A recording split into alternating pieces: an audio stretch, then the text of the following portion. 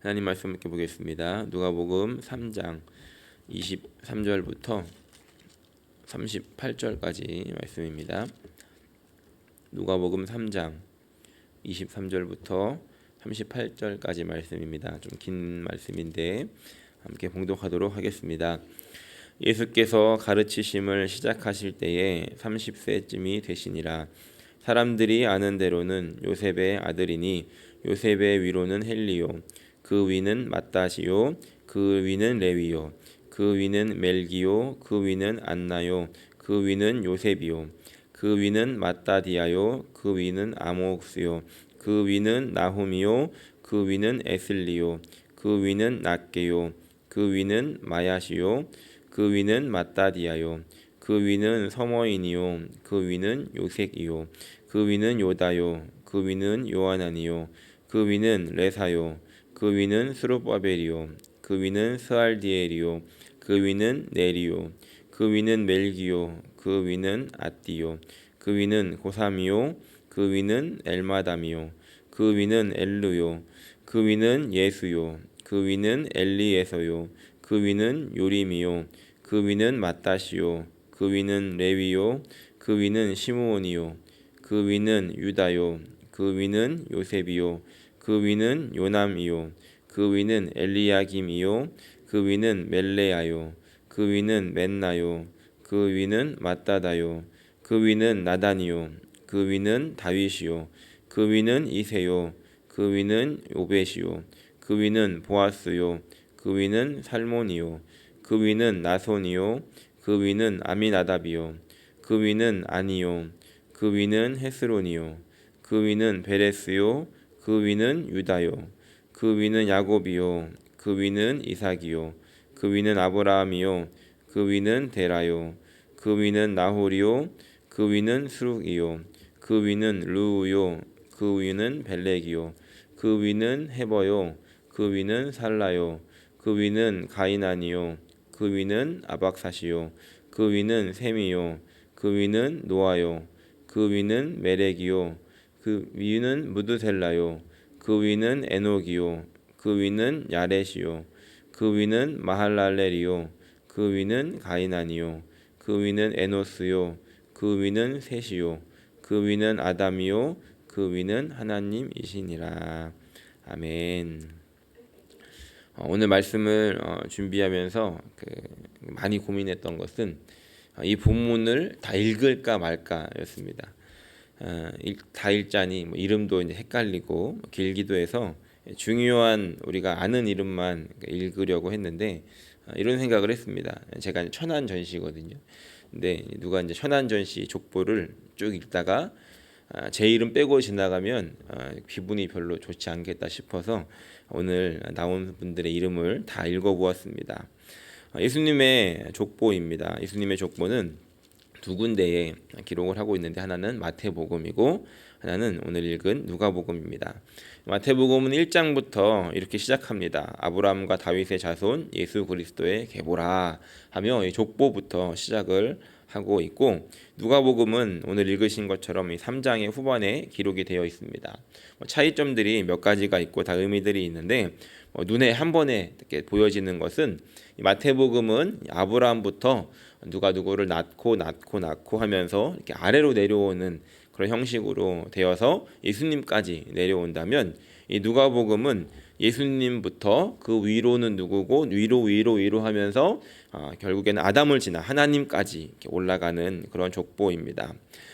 우리가 만약에 성경을 이게 읽을 때 대충 읽지 않고 남의 아들의 이름이라도 이렇게 꼼꼼히 읽으신 분이시라면 우리는 이 두 복음서 안에 있는 이 두 족보에서 이상한 점을 발견하게 됩니다.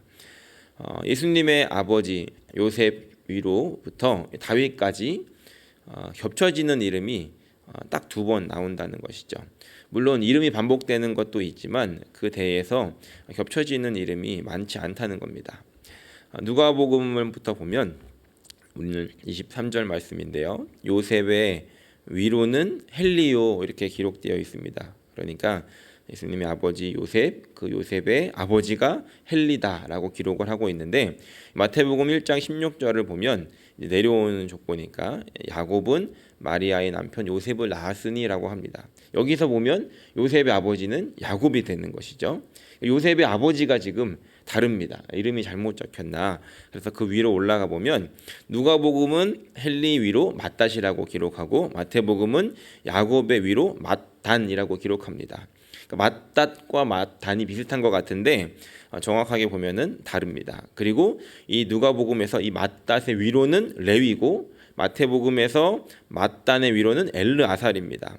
그러다가 쭉 올라가다가 다윗에서 만나게 되는데 3장 31절을 보면 이렇게 기록합니다. 그 위는 멜레아요, 그리고 맨나요, 그 위는 맏다다요, 그 위는 나단이요, 그 위는 다윗이요. 마태복음에서도 이제 다윗을 지나서 내려오고 누가복음은 다윗을 지나서 올라갑니다. 이렇게 다윗에서 겹쳐지게 되고 이제 그 다윗의 위로는 다윗의 위로는 이제 동일한 이름을 기록하고 있는 것을 보게 됩니다.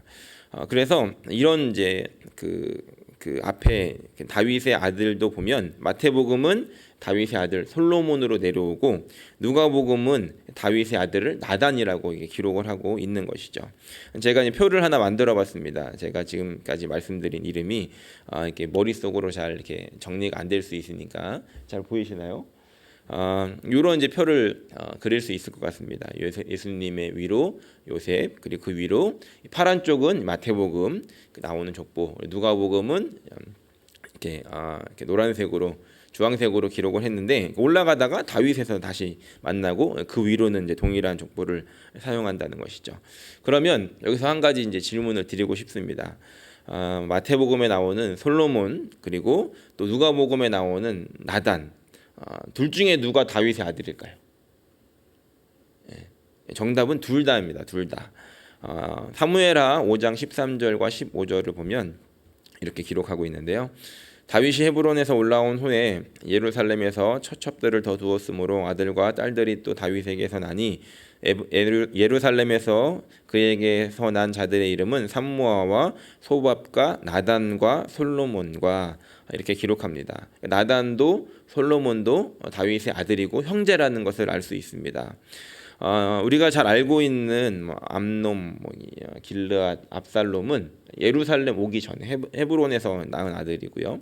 어쨌든 한 가지 확인하게 되는 것은 솔로몬과 나단이 서로 다윗의 아들로 형제지간이었다는 겁니다. 그렇다면 이제 이 두 족보는 다윗의 다음 세대부터 갈라지게 되어서 한쪽은 솔로몬의 자손들로 그리고 한쪽은 나단의 자손들로 내려오는 것을 알 수가 있습니다. 솔로몬 쪽으로 내려오는 이 마태복음의 족보는 왕의 계보를 기록하고 있죠. 그래서 왕의 계보가 이어져서 요셉을 거쳐 예수님에게로 연결이 되어 있습니다. 그렇다면 이제 나단 쪽으로 내려오는 이 족보는 어떤 의미를 갖는가 하는 것입니다. 제가 아주 오래전인데 성령생전학교에 학생으로 참석을 한 적이 있었습니다. 멜번에 살 때였는데 강의를 듣다가 이런 질문이 생겨서 한참을 고민하고 또 그때 이제 조원들하고 나누었던 질문을 나누고 좀 분위기가 쌓여진 것이 있었는데 이런 것이었습니다. 그러니까 마리아가 성령으로 잉태가 되었으니까 엄밀하게 말하면 그 요셉하고는 상관이 없는 거 아닙니까? 예수님이 요셉의 아들은 아니지 않습니까? 이런 이제 질문을 던진 적이 있었습니다. 그러면서 정말로 예수님이 성령으로 잉태돼서 마리아 쪽에 혈통을 따른다면 이 예수님의 아버지라고 우리가 부르는 요셉의 족보에 들어가는 게 맞나 하는 것이었습니다. 오늘 본문을 보면 23절에 예수님께서 가르치심을 시작하실 때에 30대쯤 되시니라 사람들이 아는 대로 요셉의 아들이니 라고 이렇게 시작을 합니다. 사람들이 아는 대로라고 하는 이 아는 대로의 그 원문의 의미를 보면은 법적으로 하다라는 의미를 가지고 있습니다. 다시 말해서 법적인 전차에 의해서 아들로 인정이 되었다는 것이고 이것들을 사람들이 이미 알고 있었다라는 것입니다. 그런데 여기 한 가지 더 의미가 부여됩니다. 그것은 무엇이냐면 유대인들의 경우 족보를 기록할 때 남자들을 고려를 했습니다. 물론 이제 그 마태복음에 보면 여자들의 이름이 들어가지만 남자를 이렇게 기준으로 해서 족보가 내려오죠. 그래서 남자들을 고려했는데 그 백과사전에 이런 내용이 기록되어 있습니다. 한 남자가 아들을 낳지 못하고 딸만 있을 때 이제 그 딸이 결혼을 해서 아들을 낳게 되면 외손자죠. 다시 말해서 이 외할아버지의 피가 외손자에게 전달될 경우에는 아들이 없기 때문에 이 딸의 이름을 대신해서 딸의 남편의 이름을 족보에 기록하면서 그 딸의 남편을 외할아버지의 아들로 이렇게 족보에 편입을 시키는 그런 것들을 기록하고 있습니다. 다시 말하면 오늘 누가복음에 나오는 이 족보는 우리가 예수님 위로 요셉이라고 시작하지만 어찌 보면 이 족보는 마리아의 족보로 볼 수 있는 것이죠. 그래서 마리아의 이름을 대신해서 요셉으로 기록을 하고 있고 그것을 아는 대로 법적인 절차에 의해서라고 시작하고 있다는 겁니다. 오늘 말씀을 기록하고 있는 이 저자 누가는 말씀을 시작할 때 처음부터 자세히 미루어 살폈다라고 조사했다라고 이야기를 합니다. 이렇게 찾아낸 자료들을 활용하고 있는데 이 다윗의 자손으로 오실 그 예수님의 이 육신의 혈통을 정확하게 찾아내서 기록하고 있다는 것을 우리가 확인할 수 있습니다. 로마서 1장 3절에 이렇게 기록합니다. 함께 읽어보겠습니다. 그의 아들에 관하여 말하면 육신으로는 다윗의 혈통에서 나셨고, 그리고 사도행전 13장 22절 23절에도 패하시고 다윗을 왕으로 세우시고 증언하여 이르시되 내가 이새의 아들 다윗을 만나니 내 마음에 맞는 사람이라 내 뜻을 다 이루리라 하시더니 하나님이 약속하신 대로 이 사람의 후손에서 이스라엘을 위하여 구주를 세우셨으니 곧 예수라. 여기뿐만이 아니라 많은 부분에서 다윗의 혈통에서 예수님 메시아가 오시게 될 것을 이야기하고 있는 것입니다. 그래서 우리는 아까 그렸던 표를 이렇게 다시 볼 수 있을 것 같습니다. 조금 달라진 부분이 보이시나요? 다음 장면입니다. 다음 표. 네, 이렇게 그 표를 우리가 조금 더 이해를 해볼 수 있을 것 같습니다. 즉 요셉을 통해서는 요셉의 그 마태복음에 있는 그 족보를 통해서는 이 왕의 계보가 이 왕의 혈통이 내려오고 있는 것이고 이 마리아 쪽을 통해서는 이 다윗의 이 육신의 혈통이 내려오고 있다는 것입니다. 결국에는 하나님께서 약속하신 그 왕의 자손이면서 또 다윗의 혈통으로 나셔야 하는 그런 그 혈통을 이어서 마리아를 통해 또 예수님이 탄생되어질 수 있도록 하나님께서 이렇게 역사를 이끌어가고 계셨다는 것입니다. 우리가 이것을 통해서 한 가지 생각하고 적용할 수 있는 것이 있습니다. 그것은 바로 하나님은 신실하신 분이라는 것입니다. 하나님께서 말씀하시고 약속하시고 그 약속을 이루시기까지 신실하게 일하고 계시다는 것입니다. 때로는 그 역사가 그냥 지나가는 것처럼 보여도 하나님은 그 역사를 이루시기 위해서 하나님은 열심히 일하셨고 그렇게 하나님의 역사를 마침내 이루어가게 되시더라는 것이죠. 그렇기 때문에 그 하나님이 이 역사를 주관하셨고 예수님을 이 땅에 오게 하신 그 역사를 이루어 가신 그 신실하신 분이 바로 저와 여러분들의 하나님이 되신다라고 한다면 오늘 우리는 그분을 신뢰하면서 그분을 붙잡고 그분이 주신 말씀을 붙잡고 기도할 수 있더라는 것입니다. 하나님의 약속은 이렇게 이루어지고 하나님은 그 약속을 이루시기 위해서 성실하게 일하십니다. 하나님은 약속을 하시고서 되면은 되고 안 되면 말고 이렇게 무책임한 분이 아니라는 것입니다. 오늘도 성실하게 그 약속을 이루어 가고 계시는 그 하나님이 저 여러분들의 하나님이 되심을 기억하며 오늘도 그 약속 붙잡고 하나님의 신실하심을 붙잡고 기도할 수 있는 저 여러분들이 되시기를 예수님의 이름으로 간절히 축원합니다. 두 번째로 이 족보를 통해서 우리가 한 가지 더 생각할 수 있는 것은 우리의 자리가 지금 어디인가 하는 것입니다.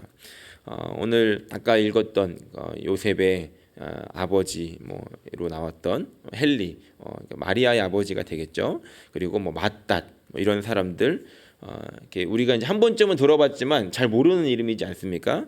28절 말씀을 보니까 고3도 나오더라고요. 이름이 고3입니다. 여기에 우리가 읽은 이름들 중에는 우리가 한 번쯤은 들어본 이름도 있겠지만 굉장히 낯선 이름도 있는 것입니다. 대부분은 우리가 모르는 사람들이죠. 그런데 하나님께서는 이들의 이름을 기억하고 계셨다는 것입니다. 그러니까 이분들의 삶이 어떠했는지는 다 기록하고 있지 않지만 그를 통해서 예수님께서 태어나시는 통로가 되게 하셨다는 겁니다.